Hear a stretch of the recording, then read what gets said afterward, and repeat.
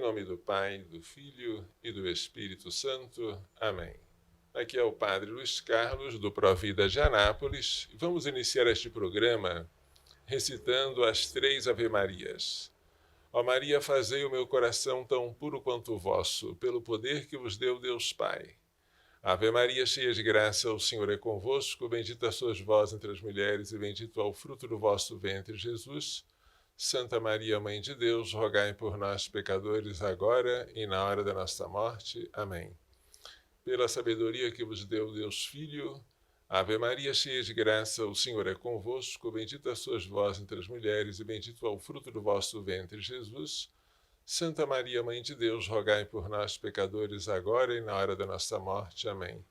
Pela misericórdia que vos deu o Espírito Santo, Ave Maria, cheia de graça, o Senhor é convosco, bendita sois vós entre as mulheres, bendito é o fruto do vosso ventre, Jesus.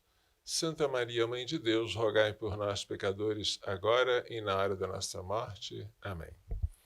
Estas 3 Ave-Marias que eu rezo diariamente foram ensinadas por Nossa Senhora Santa Matilde de Rackborn, uma mística do século XIII, com a seguinte promessa: se a religiosa rezasse esta oração fielmente até o fim da vida, ela morreria na presença de Nossa Senhora. Uma graça maravilhosa em troca de tão pouco. 3 Ave-Marias, lembrando os 3 privilégios que Nossa Senhora recebeu de cada pessoa divina: o poder do Pai, a sabedoria do Filho e a misericórdia do Espírito Santo. Agora que nós já rezamos as 3 Ave-Marias, que eu recomendo que rezemos diariamente, de manhã e de noite, vamos falar um pouquinho sobre o Provida, para quem ainda não conhece. O Provida de Anápolis foi fundado pelo saudoso nosso bispo Dom Manuel Pestana Filho.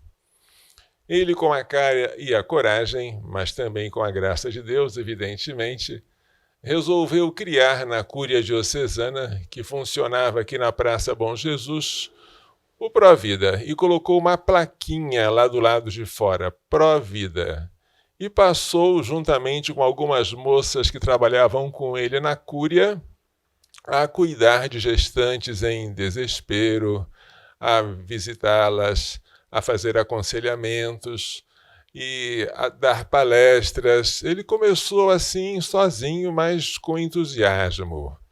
Eu me lembro ainda quando eu estava no seminário, em 1989, e um grupo Provida norte-americano veio visitar o Brasil. Era da Human Life International.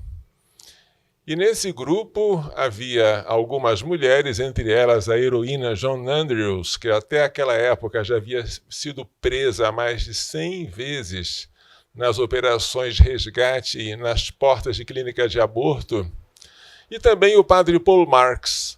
O padre Paul Marks era o fundador e, naquela época, presidente da Human Life International, a Vida Humana Internacional. Estava também o meu saudoso professor Monsenhor Ney Saerp, do Rio de Janeiro, também fundador do movimento arquidiocesano de defesa da vida do Rio de Janeiro. Bem, estava todo mundo lá, eu era seminarista, e eu fiquei muito contente de ver aquela equipe.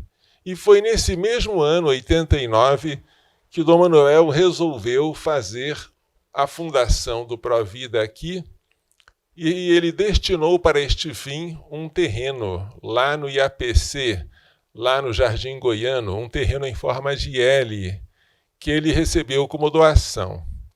O terreno ficou vazio durante muito tempo, porque a diocese simplesmente não tinha dinheiro para levar adiante esta obra. Mas ele prosseguia. Eu fui ordenado padre em 1992.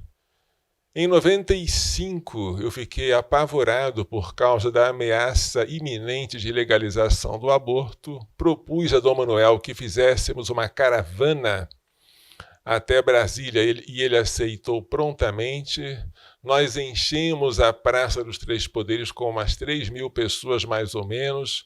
Foi uma experiência assim inédita, a gente nunca tinha pensado em fazer isso, mas muitos e muitos ônibus saíram daqui e foram para lá, para Brasília. E depois Dom Manuel ficou sempre conosco, andando de ônibus. É verdade, a gente fretava ônibus para ir a Brasília para fazer lobby contra a aprovação de projetos pró-aborto. E ele, deixando todos os compromissos como bispo diocesano, ia conosco para marcar presença, para favorecer a cultura da vida, para impedir aquilo que ele chamava maldição do aborto. Aí, em 1997, Dom Manuel achou por bem que nós registrássemos o Provida em cartório, e nós fizemos isso com uma Assembleia Geral de fundação, e de lá para cá eu fui eleito e reconduzido no cargo de presidente, cargo este que eu ocupo até hoje. O Provida, então, ele funciona como? E o que ele faz? O Provida funciona em 3 frentes. Uma frente que é assistencial, a de acolher gestantes em pânico, em desespero, querendo praticar o aborto, e oferecendo a ela assistência material e espiritual, falando a ela sobre a sacralidade da vida, sobre o valor da maternidade, falando a ela sobre a castidade, sobre o nosso corpo como templo do Espírito Santo. Também oferecendo hospedagem a ela durante a gestação, o parto e até 3 meses após o parto. Nós temos agora, graças a Deus, uma casa grande, com vaga, se necessário, para 14 gestantes até serem hospedadas. Nós temos também o campo educativo. O campo educativo, a frente educativa, é de promover a cultura da vida através de palestras, através de programas de rádio e de televisão, através de artigos publicados na internet, através de cursos, tudo o que nós fazemos neste sentido, incluindo este jornalzinho que nós publicamos há muitos anos, Aborto, Faça Alguma Coisa pela Vida, tudo isso serve para favorecer a cultura da vida, porque é melhor prevenir do que remediar. E o aborto é o final de um processo, é o fundo de um abismo, no qual mergulharam aqueles que não prezaram a castidade, aqueles que não entenderam o valor da vida humana. E, por último, temos uma frente política. Política à margem de qualquer partidarismo.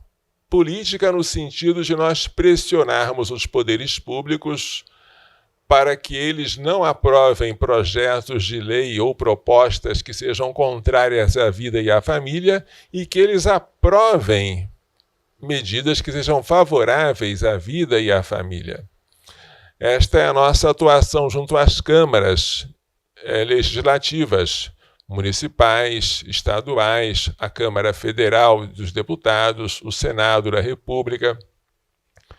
Nós temos também uma atividade junto dos tribunais. Nós já impetramos habeas corpus em favor de crianças que estavam para serem abortadas ilegalmente por abuso de autoridade de um juiz que deu autorização para abortar.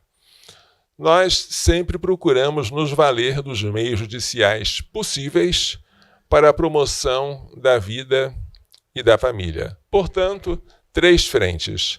A frente assistencial, cada ovelha vale muito aos olhos do bom pastor, tanto a mãe quanto o filho nós temos que salvar, não um em detrimento do outro, mas os 2.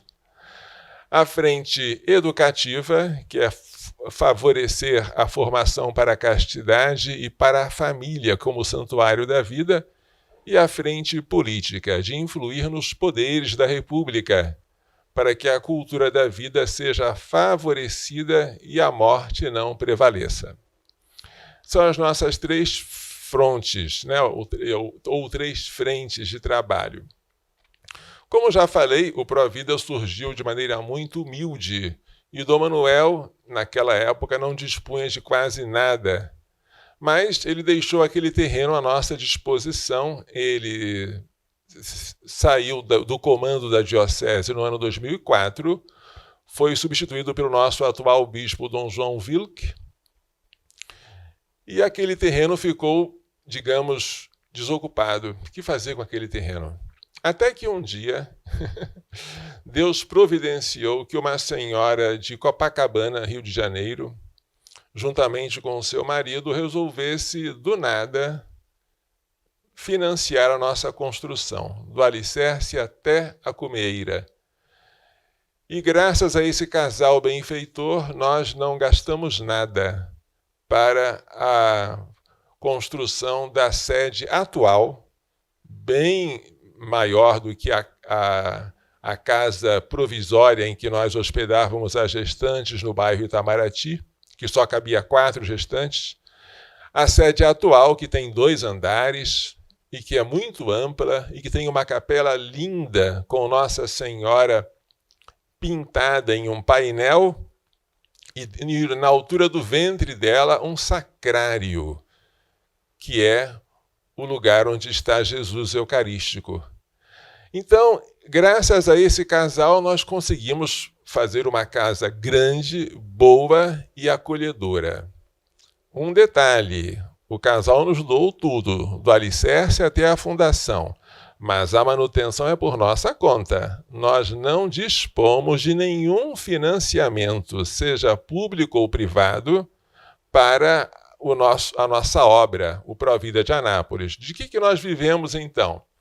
Nós vivemos de trabalho voluntário, de pessoas que heroicamente se dispõem a nos ajudar, louvado seja Deus por elas, e vivemos também de doações avulsas e de doações de associados. Se você quiser se associar à nossa obra, assinando uma carta de princípios de defesa da vida desde a concepção, defesa da família, e dando qualquer quantia, né, mensal, grande, pequena ou até simbólica, você pode ser admitido no quadro de associados. Então, os associados são esses, são os que nos ajudam, seja financeiramente, seja, além disso, com algo do seu tempo para a promoção da cultura da vida. A nossa capelinha lá no IAPC, para quem não sabe onde fica, é no Jardim Goiano. Ninguém conhece esse bairro, conhece como IAPC, não é? Porque fica perto do Feirão Coberto, do antigo IAPC. Ninguém sabe o que é IAPC. É Instituto de Aposentados e Pensionistas do Comércio. Já foi extinto esse instituto, mas o nome ficou, né? Então, lá naquele bairro que é Jardim Goiano, mais conhecido como IAPC, existe uma rua, Rua Bela Vista, que fica pertinho do Feirão Coberto. É uma rua que faz esquina com o Colégio Américo Borges de Carvalho. É nessa rua que fica a nossa sede. E se você quiser fazer uma visita para visitar as nossas instalações, para nos fazer uma doação ou para oferecer o seu trabalho, seja bem-vindo. Nós também acolhemos doações de fraldas, de roupinhas de recém-nascido, de gêneros alimentícios, de roupas de crianças recém-nascidas também, né? Precisamos também folhas de papel. Esse papel aqui, papel tamanho A4, com o que nós distribuímos gratuitamente todo mês, muitos jornaizinhos, quase 3.000 exemplares nós remetemos pelo correio e remetemos gratuitamente. Também, se você quiser nos doar papel, ótimo, mas nada se compra o amor. E as meninas que estão querendo fazer aborto têm que ser amadas. E todo dia eu rezo a São José, que é o patrono do nosso oratório, o Oratório São José, é assim o nome da nossa capela. Eu peço a ele, castíssimo São José, concedei anjos para guardar esta casa, pessoas semelhantes aos anjos para cuidar dos bebês e das mães, e a nós a mesma pureza angélica com que tu cuidaste de Maria Santíssima e do menino Jesus. Esta oração que eu faço insistentemente Faço com confiança de que aquele que foi o guarda, o provedor da Sagrada Família, não vai deixar faltar para nós não só o sustento material, mas também o amor de que essas moças e esses bebês precisam. Queremos salvar os dois. Por isso, quando a gestante já desistiu do aborto, a tarefa não está terminada, ainda está começando. Ela desistiu do aborto, mas ela ainda não entende por que ela queria abortar. Ela tem que considerar o aborto algo abominável se ela entender que alguém pagou um alto preço pelo nosso resgate, que foi Cristo, que nós somos preciosos aos olhos de Deus Pai, que o nosso corpo é templo do Espírito Santo, que o nosso corpo um dia vai ressuscitar como o de Cristo, que o nosso corpo mortal entra em comunhão com o corpo glorioso de Cristo a cada comunhão eucarística que nós fazemos. Tudo isso nós temos que ensinar para elas, e elas não sabem. Então a gente tem que dar catequese. E depois que a criança nasce, a gente oferece para batizar a criança, se ela for católica, para que assim ela possa se tornar filha de Deus. Já escapou da morte física do aborto, que ela agora seja livre da morte espiritual do pecado original e possa ser adotada como filha de Deus e se torne herdeira do céu. Tudo isso é um trabalho maravilhoso que o Papa São João Paulo II não hesitou de chamar o trabalho mais importante do mundo. Uau! Já viram isso? Algum Papa falar esta frase para alguém? Pois foi São João Paulo II que disse isso para o fundador da Human Life International, o padre Paul Marx. Você está fazendo o trabalho mais importante do mundo. You are doing the most important job in the world. Que bonito, né? Porque esse trabalho é um trabalho de defesa dos mais pequeninos. E Jesus falou: o que fizerdes ao menor desses meus irmãos, foi a mim que o fizestes. E não há ninguém menor do que a criança por nascer no ventre da sua mãe. É uma criança pequenina que tem que ser salva. E se nós salvarmos estas crianças e dermos depois para ela a vida sobrenatural da graça pelo batismo, se convertermos a alma desta mãe que está em desespero, nós podemos fazer coisas lindas, Nossa, é verdade que a nossa vida física não é o principal dom. A vida sobrenatural vale mais, infinitamente mais, mas a graça supõe a natureza. Como você pode batizar uma criança se ela não chegou sequer a ver a luz do dia, mas foi esquartejada e jogada numa lata misturada com detritos hospitalares? Isso não pode. Isso jamais pode acontecer. Então, a gente tem que salvar também as crianças. E vocês saibam, o demônio é o homicida desde o princípio. E ele é o mentiroso e o pai da mentira. São João, capítulo 8, versículo 44. Quando mente, ele faz aquilo que lhe é próprio. Para combater o aborto, nós mostramos a verdade e nunca mentimos. E o demônio, que desejaria matar a Deus, sem poder matar porque Deus é imortal, volta-se contra a imagem de Deus, que é o homem. Quando alguém deseja matar uma pessoa, mas não pode, coloca a imagem dela na parede e começa a atirar dardos. Assim é o demônio. Sem poder matar a Deus, porque Deus é imortal, ele investe contra a imagem de Deus, que somos nós. Façamos o homem a nossa imagem e semelhança. E Deus criou o homem à sua imagem. A imagem de Deus ele o criou. Homem e mulher, ele os criou. Assim está na Bíblia. Mas entre nós, que somos imagens de Deus, quem é que mais reflete a imagem de Deus com mais brilho? As criancinhas. Por isso, se o homicídio é o crime preferido do demônio, dentre os homicídios, o preferido é o aborto. O aborto é o mais covarde de todos os assassinatos e o aborto amaldiçoa a nação que o legaliza. Por isso, Dom Manuel Pestana, agora já falecido, né, ele não pôde comparecer à inauguração da casa, que foi em 2015, a nova casa, morreu em 2011, ele dizia: Coração Imaculado de Maria, livrai-nos da maldição do aborto. De fato, ele também dizia: uma nação que legaliza o aborto não merece sobreviver. Nós não temos aborto legal no Brasil, graças a Deus. Mas nós temos, para usar uma expressão que já se tornou famosa, uma herança maldita do governo que nos governou durante tantos e tantos anos. Em 1998, na época do Fernando Henrique Cardoso e do ministro da Saúde, José Serra, o pessoal abortista conseguiu que o governo editasse uma norma técnica que até hoje está em vigor, piorada pelos governos petistas. Uma norma que dispõe sobre o aborto até 5 meses de gestação na rede pública de saúde. Que coisa horrível, né? Até 5 meses, uma criancinha pode ser jogada fora simplesmente sob o pretexto de que o pai dela cometeu um estupro.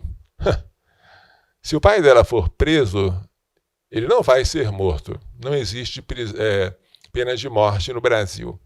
Mas nem sequer prisão perpétua existe. Ele vai pegar alguns anos de cadeia com direito à progressão de regime, começando em regime fechado, mas depois semiaberto e aberto. E o filho dele? O filho dele tem que ser morto. Ele não tem direito à vida. A criança paga com a morte pelo crime do seu pai. E quem paga esse assassinato? É gratuito? Não. Sou eu, é você. Somos nós, contribuintes. Porque desde 98, com a edição desta norma técnica, o SUS tem praticado aborto com dinheiro público. E esta norma técnica, pretendemos falar sobre ela depois, em outra ocasião, se chama Prevenção e Tratamento dos Agravos contra Mulheres e Adolescentes Vítimas de Violência Sexual. Na verdade, o que a norma técnica faz, a essência dela é aborto. Aborto e aborto. Seja o microaborto através do DIU, da pílula do dia seguinte, seja o aborto através do esquartejamento, né, da curetagem, da sucção, ou o aborto por misoprostol, aquela substância conhecida também como Citotec, que serve para expulsar a criança porque provoca violentas contrações no útero, e a criança, nascida prematuramente, respira, chora e morre. Morre e é jogada no lixo hospitalar, como se fosse uma coisa. É muito triste isso acontecer, e é muito triste saber que neste momento, em pleno governo Bolsonaro, que é um presidente contra o aborto, esta norma ainda está em vigor. Uma das coisas que precisamos fazer, se quisermos que o Brasil não seja amaldiçoado, é que esta norma seja revogada. Isso está em poder do Ministério da Saúde, que, por sua vez, está submisso ao presidente da República. Se esta norma, que trata crianças como coisas que podem ser jogadas fora, se ela for revogada, certamente uma grande maldição vai sair do nosso país e nós podemos contar, assim eu acredito, com uma chuva de bênçãos para nós.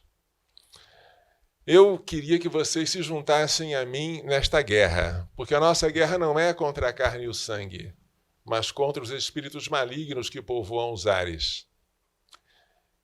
Nós não estamos apenas lutando contra as indústrias de cosméticos que querem fazer sabões finos com os cadáveres de crianças abortadas. Nós não estamos lutando apenas contra as potências do norte que querem manter os países do sul sob controle através do aborto, impedindo que a população cresça. Nós não estamos lutando apenas contra as grandes corporações abortistas, sobretudo a IPPF, apelidada de Multinacional da Morte, a Federação Internacional de Planejamento Familiar. Cuidado com esta palavra, planejamento familiar, que foi criada pelos promotores do aborto. Nós estamos lutando, sobretudo, contra legiões de demônios. E quem foi que disse isso? São Paulo.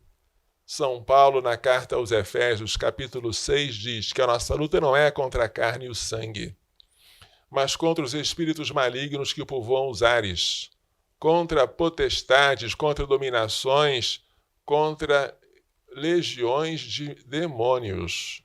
A nossa guerra é uma guerra espiritual. Você vai utilizar várias armas. Você pode usar de passeatas, de manifestações, você pode colocar a internet, fazer pregações, mas a sua arma tem que ser a oração. Você tem que colocar o joelhinho no chão e as mãos juntinhas assim.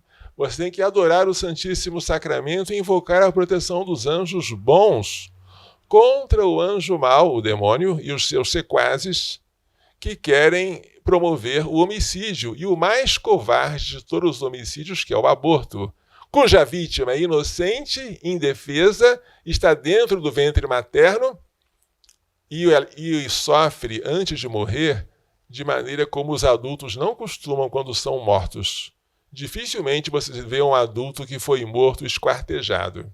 Geralmente ele é morto por uma facada ou por um tiro, mas se alguém pega um adulto e corta em pedacinhos, o crime aparece em primeira página do jornal. Quanta crueldade! Pois as crianças abortadas, muitas delas são abortadas assim, ou por curetagem e esquartejamento, ou por aspiração em pedacinhos, e ninguém fala nada. É um crime horrendo. E quem pratica esse crime? Quem mais deveria amar esta criança? O pai ou a mãe? Um médico que fez um juramento de defender a vida e de nunca dar à mulher uma erva abortiva? Este crime, se nós nos acostumarmos com ele, devemos desconfiar de nós mesmos. Então, rezem comigo e rezem por nós, rezem por esta causa, rezem por este trabalho, para que o Brasil, terra da Santa Cruz, abençoado por Deus desde o seu nascimento, faça jus à sua vocação de defender a vida, desde a concepção até a morte natural, de defender a família, o santuário da vida, e de defender, como dizia Dom Manuel Pestana Filho, a inocência das crianças, a pureza dos jovens e a santidade das famílias. Essas três coisas Dom Manuel não cansava de repetir. E eu, bom aluno dele, assim espero, procuro também pedir essas coisas a Deus. Vamos rezar juntos e vamos juntos entrar nesta luta, tá bom? Que o coração de Maria seja a nossa força. E vamos agora encerrar com a jaculatória que ele nos ensinou. Coração imaculado de Maria, livrai-nos da maldição do aborto. Glorioso São José, rogai por nós.